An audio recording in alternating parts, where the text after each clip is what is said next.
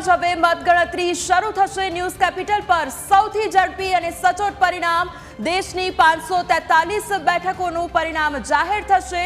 ગુજરાતની લોકસભાની 25 બેઠકોનું પરિણામ આવશે। વિધાનસભાની 5 બેઠકની પેટા ચૂંટણીનું પરિણામ જાહેર થશે। બસ હવે ઘડીઓ ગણાઈ રહી છે અને જેની સૌ કોઈ રાહ જોઈ રહ્યા છે તે પરિણામ આવવાની શરૂઆત થઈ જશે। માત્ર 60 મિનિટનો હવે સમયગાળો બાકી છે અને 60 મિનિટ બાદ પરિણામો આવવાની શરૂઆત થઈ જશે, જેની સૌ કોઈ રાહ જોઈને બેઠા છે।